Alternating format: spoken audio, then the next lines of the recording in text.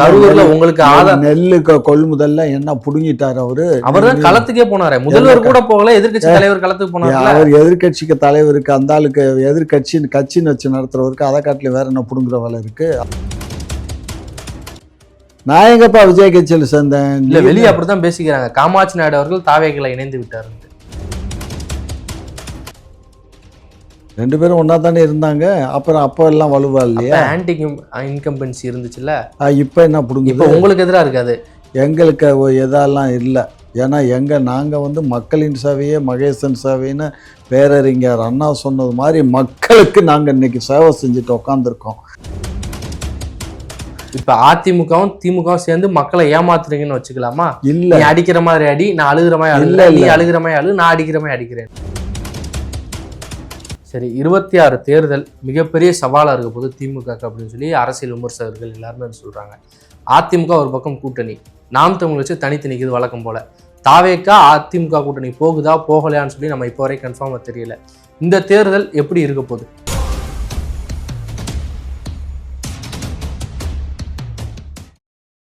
ஐயா வணக்கம். வணக்கம். திமுகவுக்கும் தாவேக்காவுக்கும் போட்டி தான் விஜய் சொன்னதுக்கு அப்புறம் கட்சி கலர் துண்டெல்லாம் மாறிடுச்சு.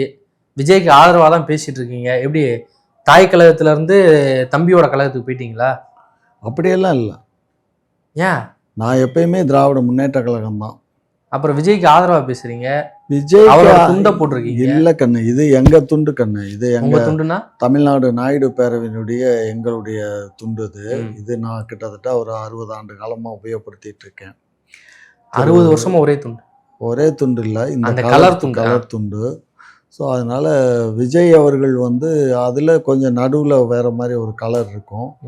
ரெண்டாவது விஜய் நாங்கள் முன்னையெல்லாம் எதிர்கட்சி வரிசையில் உட்காந்துருக்கிறதுனால எடப்பாடி தான் எங்களுக்கு எதிர்கட்சி தலைவராக இருப்பாருன்னு எதிர்பார்த்தோம்.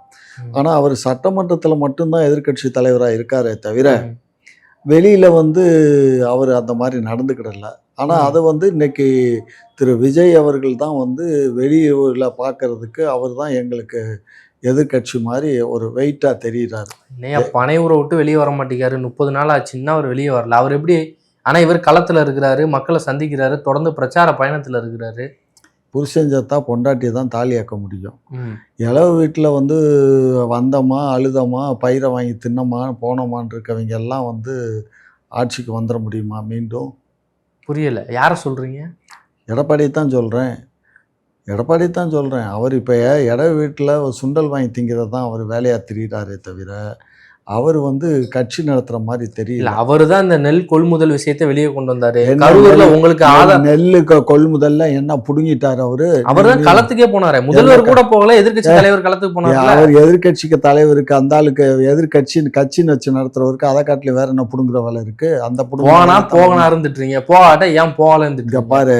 இதெல்லாம் முதல்வர் போகலையா? அவர் சொந்த ஊருக்கே போகல. முதல்வர் அவர் எதுக்கு போகணும்? அவர் சொந்த ஊரு, அவர் தொகுதி, சொந்த ஊர். அவர் எது வேணாலும் அவர் எல்லாம் பார்த்துக்குவாங்க. எல்லாமே அங்கே கேமராவை காட்டுறாங்க, இங்கே எல்லாமே பார்த்துட்றாரு. எல்லாமே என்ன நடக்குதுங்கிறது நிமிஷத்துக்கு நிமிஷம் வந்துடும். நாங்கள்லாம் டிவியை பார்த்து தான் தெரிஞ்சுக்கிட்டோம்லாம் நாங்கள் சொல்ல மாட்டோம். நாங்கள் ஆன் தி ஸ்பாட்டில் போய் நிற்போம். புரிஞ்சதா? உங்களுக்கு வட்டச் செயலாளர் யாராவது ஃபோன் பண்ணி சொல்லுவாங்கல்ல?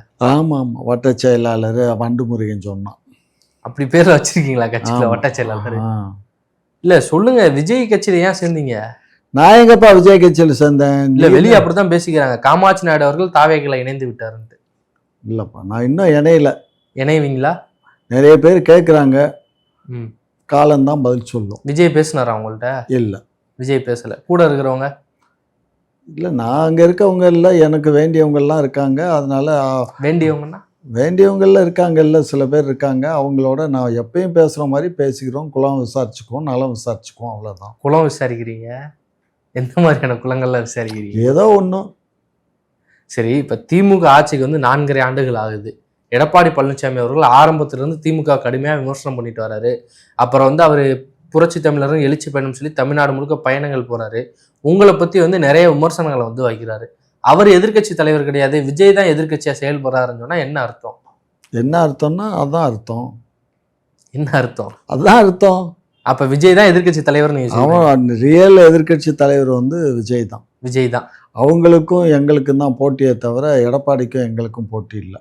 எடப்பாடி பழனிசாமி தான் அவர் தான் அடுத்த ஆட்சி அமைக்க போறோம்னு சொல்றாங்களே. பாஜக கூட்டணி, விஜய் பாஜக கூட்டணி போறாரு. தம்பி, ஒரு விஷயம் நல்லா புரிஞ்சுக்கோங்க. இந்த அரசியல் 26க்கு அப்புறம் நிறைய கட்சிகள் காணாம போயிடும். நிறைய அரசியல் கட்சிகள் காணாம போயிடும். இல்ல உங்களுடைய அந்த லிஸ்ட்ல திமுக எதுவும் இருக்குதா? திமுக தானே ஆளுங்கட்சி. அதுக்கப்புறம் என்னத்துக்கு எங்களை பத்தி பேசலாம்? 26லையும் நாங்கள் தான் ஆளுகின்ற அரசியல் கட்சி. சரியா? எடப்பாடி எல்லாம் காணாம போயிடுவோம். அந்த நம்பிக்கை இருக்குதா 2026 ஆட்சிக்கு வந்துடலாம்? 100க்கு 100 நம்பிக்கை தான் வாழ்க்கை. நம்பிக்கை தான் வாழ்க்கையா இருக்குது. ஆனா வாழ்க்கையில நம்பிக்கை இருக்கணுமே. இருக்கு, எங்க நம்பிக்கை இருக்கு. நாங்க 26ல ஆட்சி அமைப்போம். அதுல ஒன்றும் இல்ல. ஒரு வலுவான கூட்டணி எதிர்த்து இருக்கு, திமுகவை எதிர்த்து. என்ன வலுவான கூட்டணி? அதிமுக இருக்குது, பாஜக இருக்குது. அது மட்டும் இல்லாம விஜய் அந்த கூட்டணி போக போறாருன்னு பேச்சுவார்த்தை நடந்துகிட்டு இருக்கு. தம்பி, நீங்க ஒரு விஷயம் தெரியாம பேசுறீங்க. வலுவான கூட்டணிங்கிறது 2021லயும் அவங்க ஒன்னா தானே இருந்தாங்க. 2 பேரும் ஒன்னா தானே இருந்தாங்க. அப்புறம் அப்ப எல்லாம் வலுவா இல்லையா? ஆன்டி இன்கம்பன்சி இருந்துச்சுல்ல. இப்ப என்ன புடுங்க? இப்ப உங்களுக்கு எதிராக இருக்காது.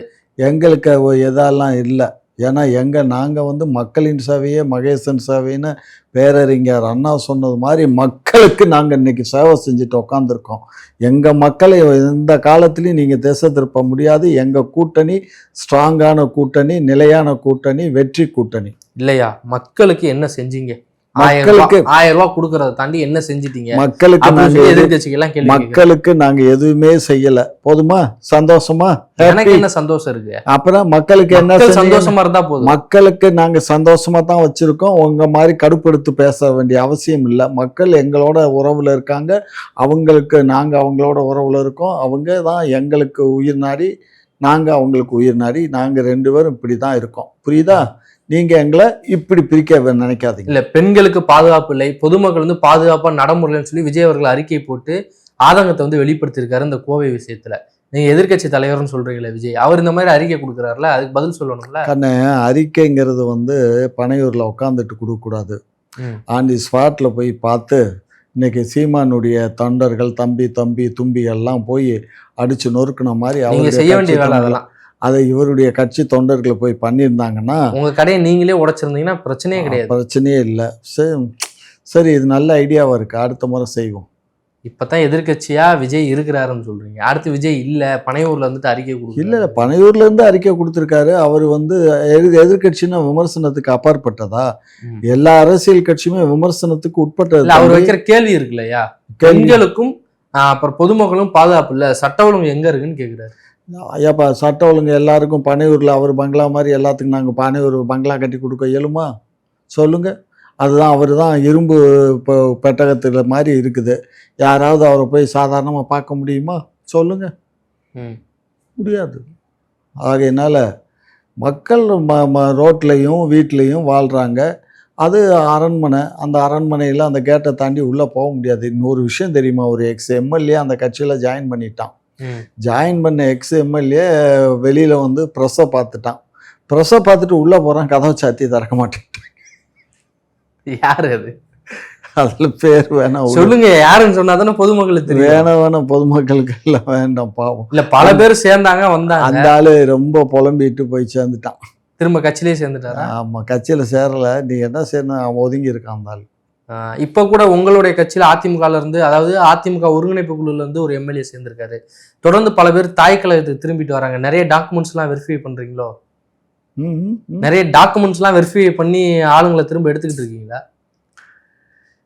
எப்பா, திமுகவும் அதிமுகவும் எங்களுக்குள்ள எந்த பாகுபாடு இல்லைப்பா. திமுகலேருந்து பிறந்தது தான் அதிமுக. எங்கள் குழந்தை தான். எங்கள் குழந்தை போட்ட குட்டி தான் எங்கள்கிட்ட வந்து சேர்ந்துக்கிட்டு இருக்குங்க. அவ்வளோதான். இதில் ஒன்றும் பெரிய. நாளைக்கு எடப்பாடியே எங்கள்கிட்ட வரமாட்டார்னு என்ன உத்தரவு? எடப்பாடி எப்படி வருவார்? எப்படி வருவார்னா நடந்து வருவார், காரில் வருவார். நீ ஆரம்பத்திலே கவனிக்கணும். எடப்பாடிக்கு அவர் சீஃப் மினிஸ்டராக இருக்கும்போது இருந்த பங்களாவையே ஒதுக்கீடு பண்ணியிருக்கேன் எங்கள் அரசு. அப்போ இதுலேருந்து என்ன நினைக்கிற? வீடு 2 வீடு நீங்கள் வச்சுருக்கீங்க, அதனால் 3ஆவது வீடு அங்கே கொடுத்துட்டீங்க. அங்கே கவர்மெண்ட் இடத்த வீடுல தான் அவர் குடியிருந்தார். அவர் எதிர்கட்சி தலைவராக தானே இருக்கிறாரு, சட்டமன்ற உறுப்பினராக இருக்கிறாரு. அது அவங்களுக்கெல்லாம் போன இதில் எஸ்ஆர்பி எல்லாம் எங்கே இருந்தாருன்னு எனக்கு தெரியும்.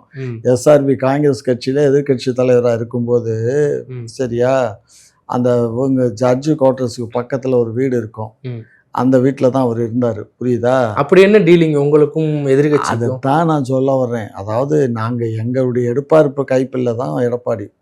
உங்களோட எடுப்பாரு அதைத்தான் டிடிவி தினகரன் சொல்றாரு, அதைத்தான் ஓபிஎஸ் சொல்றாரு. உண்மைதான். புரியல எனக்கு. புரியலையா?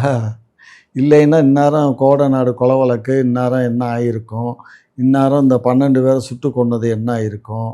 இப்ப அதிமுகவும் திமுகவும் சேர்ந்து மக்களை ஏமாத்துறீங்கன்னு வச்சுக்கலாமா? இல்ல, நீ அடிக்கிற மாதிரி அடி, நான் அழுகிற மாதிரி அழு, இல்ல, நீ இல்ல. அழுகிற மாதிரி அழு, நான் அடிக்கிற மாதிரி அடிக்கிறேன்னு. இல்லை, நாங்கள் போட்ட குட்டி வந்து அழுகுது. சரி போனோம், போயிட்டு அதான் மக்களை ஏமாத்துறீங்க 2 பேரும் சேர்ந்து. மக்களை நாங்கள் ஏமாத்தலை.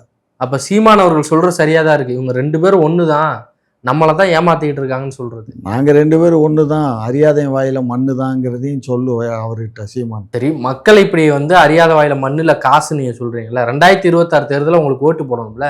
யார் ஜெயிப்பான்னு நினைக்கிறீங்க 26 தேர்தலில்? இதில் என்ன யார் ஜெயிப்பாங்கன்னு, யார் ரேஷில் முன்னாடி இருக்கோமோ நாங்கள் தான் இருக்கோம். நாங்கள் எல்லாருமே முன்னாடி தான் இருக்கிறாங்க. எல்லாம் முன்னாடி இருக்காங்க, எங்களுக்கு பின்னாடி இருக்காங்க, நாங்கள் முன்னாடி இருக்கோம். யாருக்கு முன்னாடி? யாருக்கு முன்னாடி? திமுகவுக்கு முன்னாடி இருக்காங்க, பின்னாடி. ஆனா உங்களுக்கு பின்னாடி இருக்கிற பாஜக உங்களோட உச்சாங்குடிமையை நல்லா பிடிச்சு வச்சிருக்கு போல, ஈடியை வச்சு. அட போடா நீ, ஈடியாவது கீடியாவது. நாங்கள் ஈடிக்கும் பயன்படல, அமலாக்கத்துறைக்கும் பயப்படதில்லை, இன்கம் டேக்ஸும் பயப்படதில்லை. நாங்கள் யாருக்கும் பயப்பட வேண்டிய அவசியம் இல்லை. தப்பே பண்ணாத நாங்கள் எதுக்கு கண்ணு பயப்படணும்? இல்ல, கே நேரு அவர்கள் 1,00,000 கோடி கிட்ட வந்து வேலை வாங்கி தருவதா ஏமாத்திட்டாருன்னு சொல்லி இடி சொல்லுது. டாஸ்மார்க்ல 1000 கோடி. 1,00,000 கோடின்னா என்ன? லட்சத்துக்கு எத்தனை சைபரு? அதுல கோடினாக்க இன்னும் எத்தனை சைபரு நீங்க வச்சிருக்க எங்களுக்கு எப்படி தெரியும்? அப்புறம் இவ்வளவு 1,00,000 கோடி அதெல்லாம் வந்து உங்களுக்கு தான் தெரியும், எண்ணி பாக்குறோம். ஏன்டா அவன் ஈடி சொன்னது 38,000 கோடின்னு சொல்லியிருக்கான். நீ என்னடா 1,00,000 கோடிங்கிற? என்னங்கடா உங்க அப்படிதான் டாஸ்மாக்லயும் 1000 கோடின்னு சொன்னாங்க. ஆனா வெளியே தெரியாம 1,00,000 கோடி கிட்ட இருக்குன்னு சொல்றாங்க. அதெல்லாம் அவங்களை கூப்பிட்டுட்டா, எவன் சொல்றானோ அவனை கூப்பிட்டு வந்து எடுத்தார் சொல்லு. நீங்க தான் நேர்ல போய் பார்த்துட்டு வரீங்களா? அப்புறம் என்ன இருக்கு? என்னது நேர்ல போய் ஈடி ஏதாவது ஈடி இங்க ரைடு வந்துச்சுன்னா மறுநாள் டெல்லி கிளம்பி போறீங்க. டெல்லி 1,00,000 கோடி நீ கதை விடுற. நான் கதை உள்ள உங்களை சார்ந்த ஆட்கள், உங்களை விமர்சனம் பண்ற ஆட்கள் தான் சொல்றாங்க. அவன் சொல்றான்ல, சொல்றவனை கூட்டிட்டு வா. அதுல 1,00,000 கோடி வேணாம், அதுல ஒரு 1000 கோடி எனக்கு எடுத்தர சொல்லு. உங்க அமைச்சர் நான் எல்லாம் பாதுகாப்பு தர்றேன், கூட்டு போறேன், வர சொல்லு. உங்க அமைச்சர்கிட்ட என்ன? எங்க அமைச்சர் தான் வந்து எடுத்து கொடுக்க சொல்லு. அவர் வீட்டுக்கு கூட்டிட்டு போவா, தோட்டத்துக்கு கூட்டிட்டு போவா. இப்படி வந்து நகைப்பா அதை கடந்து போக முடியாதுயா. அப்புறம் 38,000 கோடி நீங்க சொல்ற மாதிரி 38,000 கோடி என்ன சும்மாவா இருக்குது? யாரோட காசு? நாங்க ஊழலே பண்ணல, எங்களுக்கும் அதுக்கும் சம்பந்தம் இல்லை. ஈடி எங்க மீது வேணும்னு ஒரு புனையப்பட்ட செய்தியை வெளியில தேர்தல் நேரத்துல இதை ஒரு தேர்தலுக்காக பரப்புரை பண்ணிட்டு உக்காந்துக்கிட்டு இருக்கான். நீங்க எல்லாம் அதை நம்புறீங்களே தம்பிகளா? நீங்க இதுல வந்து தேர்தல் வந்துருச்சுன்னு சொல்றீங்க. ஆமா, ஒரு 6 மாசம் இருக்குன்னு நினைக்கிறேன், இல்ல 3 மாதம் இருக்கு. 3 மாதம் முன்னாடி எதுக்கு டாஸ்மாக்ல 1000 கோடி? 1000 கோடி இப்ப எந்த இதுல எஃப்ஐஆர் போட்டிருக்கான்? எங்க எஃப்ஐஆர் போடல. கரெக்டா? அப்புறம் எஃப்ஐஆர் போடல இல்ல? ஆமா. அப்புறம் ஏன் முதலமைச்சர் ஸ்டாலின் அவர்கள் வந்து டெல்லிக்கு போயிட்டு வந்ததுக்கு அப்புறம் தான் எஃப்ஐஆர்? டெல்லிக்கு எதுக்கு போனாரு? நீங்க சொல்லுங்க எதுக்கு போனாருன்ட்டு. நிதிக்காக போனாரு. நிதி ஆயோக் மீட்டிங். அதான் நிதிக்காக தான் போனார். எந்த நிதி? நிதி ஆயோக் தமிழ்நாட்டுக்கு வர வேண்டிய பணத்தை, அந்த ஷேரை அந்த கூட்டத்துல போய் கேட்கறதுக்காக தான் போனாரே தவிர எதிர்க்கட்சி தலைவர் என்ன பிரதமரையும் பார்க்கல, உள்துறையும் பார்க்கல, தனியா பேசினாங்க பிரதமர், அதெல்லாம் பார்க்கல. போட்டோ காமிக்க முடியும், அதெல்லாம் பழைய போட்டோ. புதுசு இப்ப அன்னைக்கு போன தனியா உட்காந்து பார்த்தாங்க, அலுவல் குறிப்புல வெளியே வந்துச்சு. முதலமைச்சர் பிரதமர் அவர்களை சந்தித்து பேசினார். இருக்கவே இருக்காது, 100க்கு 100 இருக்காது. ஐயா, கண்ணை கட்டிக்கிட்டா உலகம் இருக்கு. கண்ணை நான் கட்டிக்கல, நான் பொத்திக்கல, நான் திறந்துதான் இருக்கேன். ராத்திரில கூட நான் தூங்குறது ஒரு மணி நேரம் 2 மணி நேரம் தான். நான் எல்லா நேரமும் நான் திறந்து தான் கண்ணை வச்சுட்டு இருக்கேன். கவலைப்படாத. இந்த தடவை அவர் நிதி ஆயோக் மீட்டிங் போன போது அவர் யாரையும் பந்திக்கல, நேராக போனாரு, மீட்டிங் அட்டன் பண்ணாரு, எங்க கட்சி அலுவலகத்துக்கு போனாரு, வீட்டுக்கு வந்தாரு. ஆதாரம் என்னால காமிக்க முடியும். காட்டு. நான் முதல்வர் சந்தித்தாருன்னு என்னால ஆதாரம் காமிக்க முடியும்.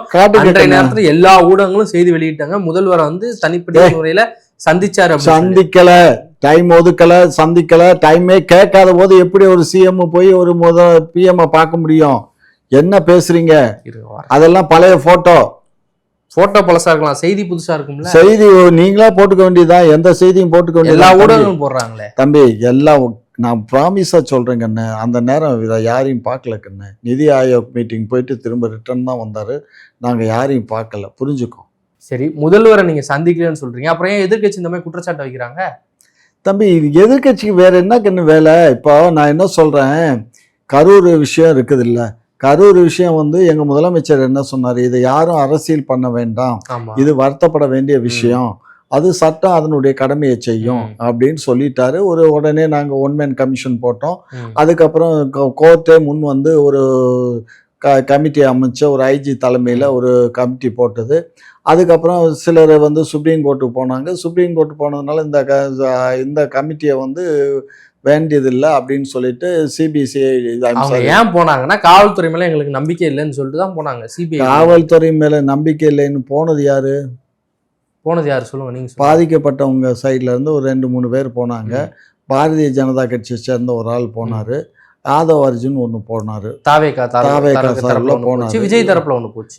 விஜய் தரப்புல தான் புரியுதா. இவங்க போட்ட பெட்டிஷன் பேரில் அவங்க வந்து இப்போ என்ன பண்ணாங்க, ஒரு ஓய்வு பெற்ற சுப்ரீம் கோர்ட் நீதிபதி தலைமையில் சிபிஐக்கு கொடுத்து அந்த சிபிஐயை வந்து கண்காணிக்கிற பொறுப்பை வந்து அந்த ஜட்ஜு கொடுத்துருக்காங்க. இது நமக்கு அவமானமா இல்லையா? அது ஒன்றும் அவமானம் இல்லை. ஏன்னு கேட்டீங்கன்னா அந்த ஜட்ஜு வந்து எப்படிப்பட்ட ஜட்ஜு தெரியுமா, பானுங்கிற ஒரு தெரியுமா உனக்கு, ஒரு கொலை வழக்கு ஒரு 16 பேர் ஏற்கனவே விடுதலை பண்ணாங்கல்ல, இந்த ஜட்ஜு தான் விடுதலை பண்ணார். அதுக்கப்புறம் தான் சுப்ரீம் கோர்ட்டு திரும்ப மறுபடியும் பெரிய பிரச்சனைகள் போராட்டங்கள் வந்த உடனே 16 பேர்த்தையும் பிடிச்ச உடனே உள்ளே போட்டுன்னு சொல்லி போட்டானுங்க. புரியுதா. அப்படிப்பட்ட ஒரு ஜட்ஜை இந்த வழக்குக்கு அவரை தான் கண்காணிப்பு குழு தலைவராக போட்டுருக்காங்க. ஈடியில் வந்து நாங்கள் எந்த ஊழலுமே பண்ணாட்ட எப்பயுமே KNR அவர்கள் பிறந்தனால திருச்சியை கொண்டாடுற மாதிரி கொண்டாடுவார். இந்த ஆண்டு ஏன் கொண்டாடலை? கண்ணு, இந்த ஆண்டு நாங்கள் தேர்தலை எதிர்நோக்கி இருக்கோம். தேர்தலுக்குன்னு 6 மாதம் இருக்கு. 6 மாதம் இல்லை கண்ணு, ஏப்ரல் மாதம் தேர்தல். அதனால குறைவான நாட்கள் தான் இருக்கு. 6 மாதம் நவம்பர் நடக்குது, ஏப்ரல் குறைவான நாட்கள் இருக்கு. ரெண்டாவது அவர் இன்னுமே கொஞ்சம் இப்போ நீ சொல்கிற ராமஜெயம் டெத்துக்கு அப்புறம் அவர் அந்த மாதிரி பெரிய அளவில் பண்ணுறதில்ல. ராமஜெயத்துடைய டெத்துக்கு அப்புறம் அவருடைய பிறந்தநாள் பெரிய விளம்பரமாக பண்ணுறதில்ல. யாரையும் வைத்த பேனர்லாம் அகற்றுனாங்க. என்னப்பா பேனர்லாம் வச்சுருந்தாங்க, அதெல்லாம் அகற்றுனாங்கல்ல. ஆமாம், அதெல்லாம் ஏன் அப்போ வேண்டான்னு தான். அதான் அப்போ இடி வழக்கு வந்து 38,000 கோடி அப்படின்னோடனே சரி கொஞ்சம் நம்ம அமைதியாகிக்கிறோம், இப்போ கொண்டாட்ட வேண்டாம் அமைதியாக. எப்போ அவர் என்ன பிச்சை எடுத்துகிட்டு இருந்தாரா? அவருக்கு தொழில் இருக்குப்பா. அவர் ஒரு விவசாய குடும்பத்தில் பிறந்தவர். அவர் நிறைய ஆடு மாடு குதிரை கோழி குருமா நிறைய வச்சுட்டு வளர்க்குறாரு. தென்னந்தோப்பு மாந்தோப்பு எல்லாம் இருக்குது. போய் பாரு நீ, அந்த பக்கம் ஒரு நாளைக்கு வந்ததுன்னா நீ வா, நான் என் கூட வா, நான் கூட்டிகிட்டு போய் காட்டுறேன். அவர் பண்ணையிட்டு போனால் அந்த பண்ணையை விட்டு வெளியில் வரவே மனசு வராது, அவ்வளோ அருமையாக இருக்கும். நீங்கள் வச்சுருக்கீங்களா அந்த மாதிரி பண்ணை எதுவும்? அதெல்லாம் காலி பண்ணிட்டோம். ஏன்? அவ்வளோதான், எங்கள் அப்பா காலத்திலேயே காலி.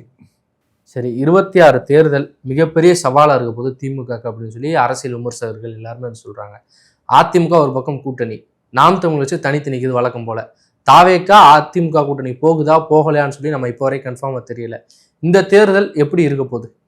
இல்லை, தாவேக்காவை பொறுத்த மட்டும் திரு நிர்மல்குமார் வந்து 4 நாளைக்கு முன்னாடி என்ன சொன்னார், எங்கள் தலைமையில் யார் கூட்டணி வராங்களோ பாஜக இல்லாத கூட்டணி போவோன்னு சொன்னார். அதோடு மட்டும் இல்லாமல் 1 மாதத்துக்கு முன்னாடி என்ன நிலையோ அந்த நிலை தான் தொடருது அப்படின்னாரு. ஆனால் கரூர் சம்பவத்துக்கு அப்புறம் வேற நிலை.